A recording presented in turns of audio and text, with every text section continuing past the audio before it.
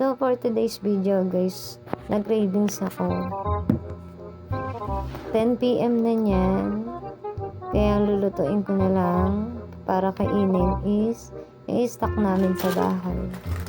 Meron akong yakisoba. At sasamahan ko na lang yan ng itlog at hotdog para busog ako bago ko matulog. So guys, prepare na natin guys para makain na natin siya. Hinugasan ko muna yung hotdog dyan kasi galing siya sa freezer. Matigas. Kaya, para hindi siya matigas, ang ginawa ko, sinama ko na siya sa pagpapakulo ng tubig para lumambot. Para pag fried ko siya mamaya is luto na yung kanyang loob. So guys, kwentuhan muna tayo habang nagpe-prepare ako dyan. Ano bang kinikravings nyo sa gabi pag nagugutom kayo? Ano bang kinakain nyo? Share nyo naman para naman sa susunod na magutom ako or mag-cravings ako is kakainin ko siya or iyon na lang ang luluto ko. So ayan guys, papakita ko sa inyo na sinama ko yung hotdog sa pagpapakulo. Sinama ko na rin yung vegetable ng yakisoba. Yes, merong gulay yung yakisoba. Kaya masustansya siya kaysa sa pancit canton. Di naman sobrang sustansya niya. Huwag niyo naman kainin araw-araw dahil nalaman niyo lang may gulay. Charot. Pwede niyo siyang kainin pana-panahon lang guys. Huwag araw-araw, masama din yan sa katawan. Kaya ako sinabi sa inyo na healthy siya kasi may kasama siyang gulay. So ayan nga guys, luto na yung ating noodles. Ngayon piniprito ko na yung itlog at hotdog dyan. So hintayin natin, mabilis lang yan guys. Mamaya lalagyan na natin ng seasoning yung ating noodles para mahalo na natin siya ng halong-halo. Kasi guys, kapag ako kumakain ng canton, gusto ko yung ingredients niya is humahalo talaga dun sa noodles. Yung sauce niya, yung powder niya. Minsan kasi pagka yung sa iba is buo-buo pa yung powder niya. Kaya ako talaga sobrang mini-mix ko siya para halong-halo sa noodles. So ayan guys, lagay na natin yung powder tsaka yung sauce ng yakisoba.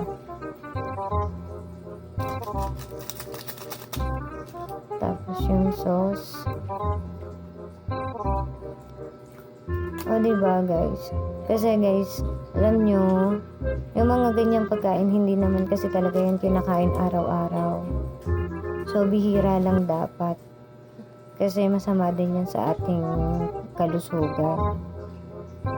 So ayan nga, binalikan ko yung hotdog at itlog, tinignan ko kung luto na. So ayan, imimix na natin yung noodles. Dahil luto na yung ating hotdog at itlog dyan. Ayan. Pinahalo ko talaga siya ng sobra guys kasi ayoko na buo-buo yung powder niya eh. Kaya gusto ko halong-halo talaga.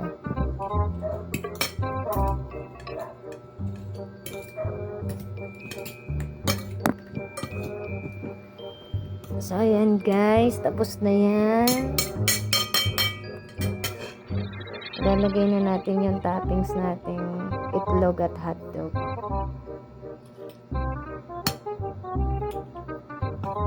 Ganyan din ba yung ginagawa nyo guys pag kumakain kayo ng mga kanton-kanton dyan sa bahay?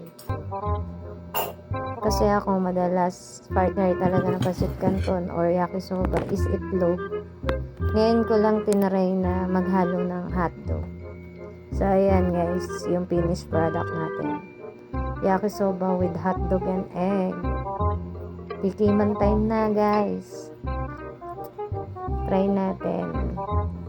Kung magugutom ba kayo ngayong gabi o ako lang talaga yung gutom. So guys, bago ang lahat ay yung nalaglag pa nga. is maglalagay muna ako ng tubig sa baso. Kasi pag subo ko is mabilaukan ako. Charot. So ayan guys, titikman na natin.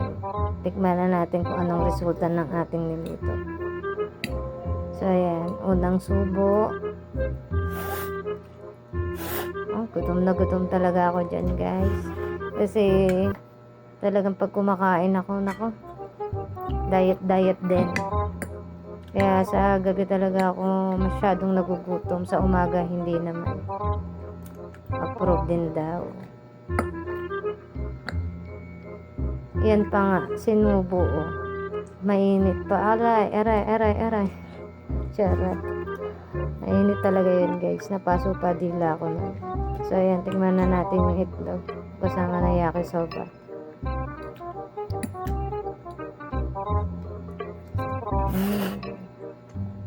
Sarap talaga guys. Kumain ng hating gabi. Pag bigla ang gutom. Approve lahat. So bye bye guys.